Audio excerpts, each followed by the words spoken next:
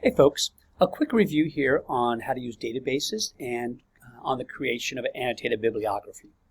Now remember, databases are going to be the most reliable tool that you can use for conducting research. Why? All of those sources have been published and have been checked, vetted, background checked for accuracy. Now the question of course is, to what degree are these sources credible? And depending on your assignment, you'll have a different level of credibility you need to focus on. We'll deal with that in class. But this is about how to find sources and how to put together an annotated bibliography. So let's jump into it.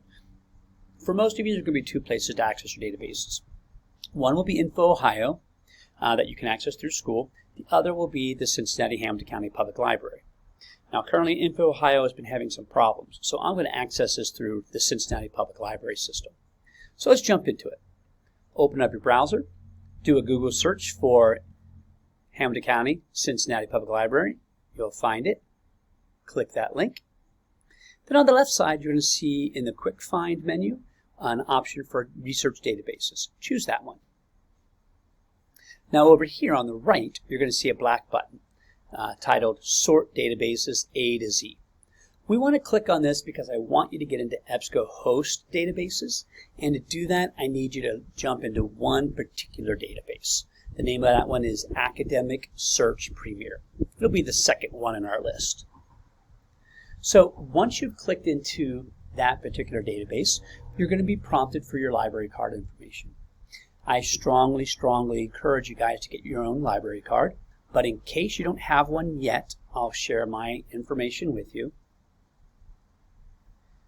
On the screen you can see my library card number, and the PIN number is 9350. With this information, you'll be able to access their databases. Now, what I would suggest that you do before moving forward is to expand your search. Our goal is to cast a wide net over a lot of different databases. And so we want to choose additional databases. So click that link. Now, why do I want you to cast a wide net? Well, if you scroll through this list of databases, you have a lot going on here. It looks like there's approximately 30 to 40 databases here. So let's think about this for a moment.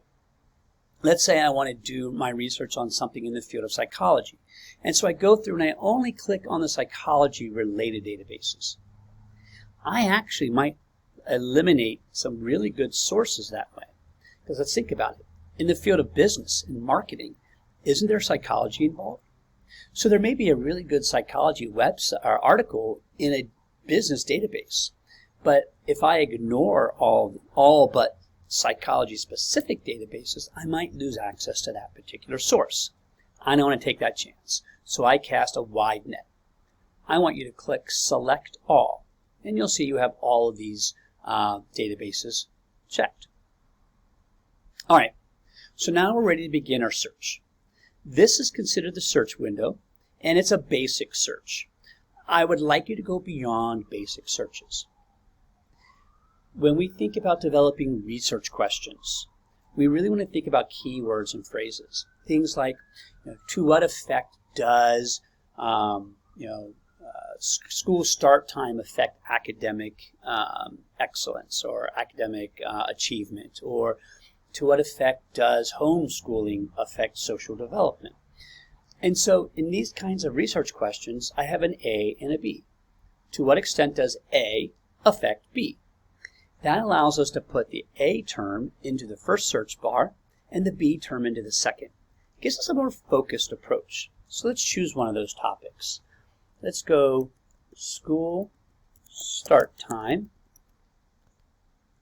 and academic performance.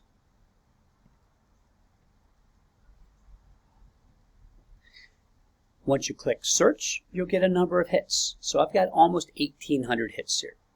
Well, and this is where I want to start limiting my search.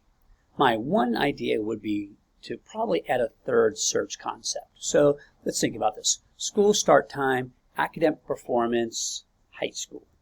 Because maybe I only want to focus on high school students. Click search. And that dropped us down another 1,000, so we're down at 739. At this point, I might try to refine my search using some additional tools. Over on the left, you'll find some refined search options. Now, the first one you need to hit is full text.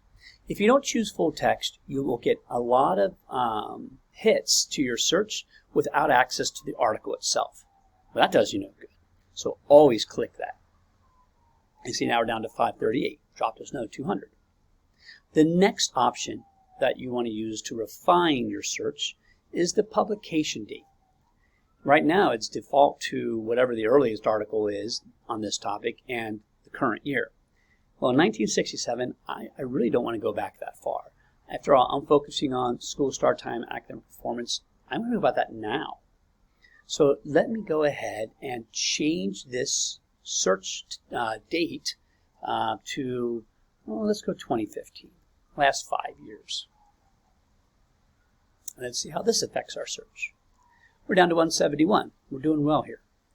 Now, the third limiting element you can use is going to be source type. So, as I mentioned earlier, you have varying degrees of credibility. You know, anything published has a certain degree of credibility. A newspaper article certainly has journalistic credibility because a journalist can't publish something in the newspaper unless he can corroborate it, back it up with at least 3 independent sources. So there's some level of credibility, but that's a pretty minimal standard. If we look at other publications, like say a Newsweek or a Time, that level of journalistic fact-checking is going to be a little bit more pronounced. So maybe I want to interview experts in the field. It's a lot better than a newspaper article. Another more pronounced degree of credibility is using academic sources. Now, these are going to be sources written by professors, written by researchers in the field, and this is going to have the highest degree of credibility. Excuse me. So, depending on what your teacher tells you to do, choose a different source type. I'm going to tell my students use academic journals, the highest degree. So we're going to go ahead and click that.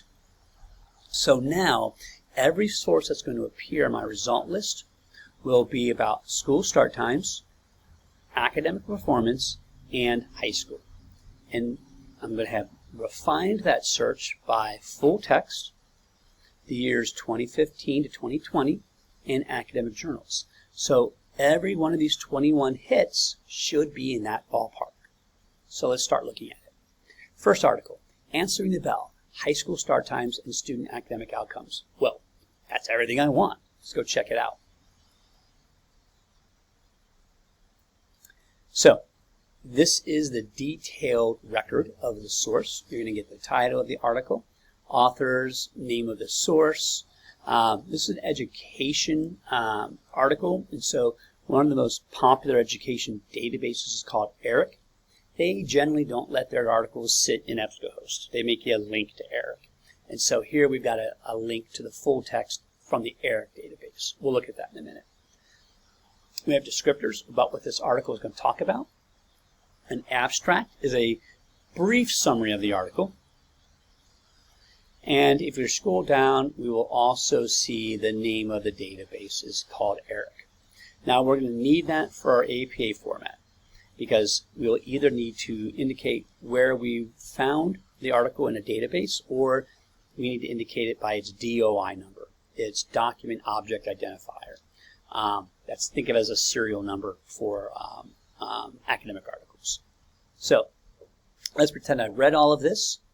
I clicked on the ERIC link, and now you'll see over here is where I can get to the download for the full text. I've read through the article. I love it. It's exactly what I want. And so now I'm ready to work with this. So from here, actually, let me go back to my detailed record page. I'm going to want to email this article to myself.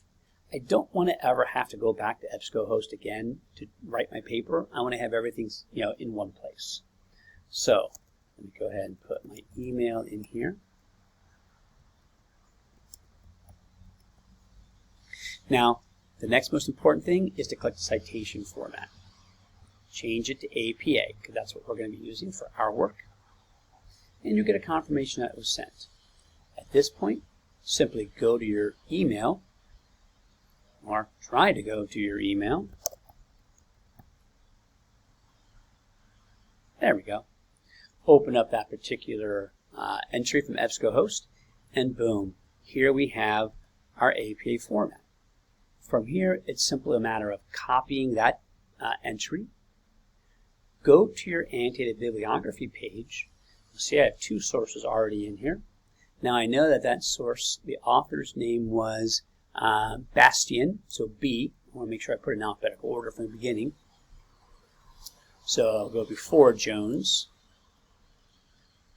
I can click my source information here. Remember, it's got to stay double spaced. We want to indent that second line. Remember, you have to hit enter. Notice how we had that extra space. We want to get rid of that extra space. The way we do that is go to highlight our lines, go to our spacing tool. You notice it says remove space before, remove space after paragraph. We need to click both of those. So let's get rid of the space before, go to your spacing button again, and get rid of the space after. Now we've got true double spacing. And now I can go ahead and tab over. At this point, I'm ready for my quotes. I'm ready for my assessment. And I am ready. Oops, sorry, I forgot my reflection. I forgot my summary. We don't want to forget that. Summary is that next one. All right, so that's how we do a database search, how we email it to ourselves using the tools within EBSCOhost, and then how to take that email and begin the process of generating annotated bibliography. In the next video, I'm going to show you how to use that information to format an annotated bibliography entry. All right, I hope this helped, and I'll see you next